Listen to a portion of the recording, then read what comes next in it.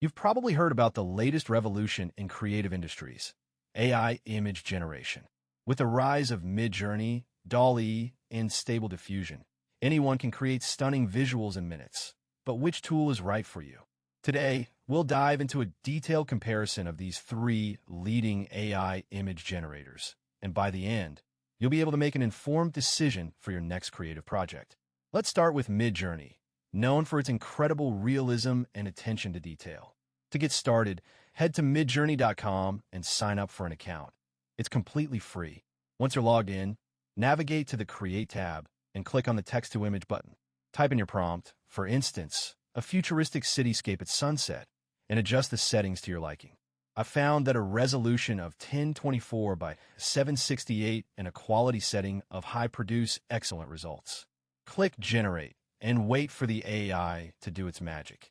In this case, it took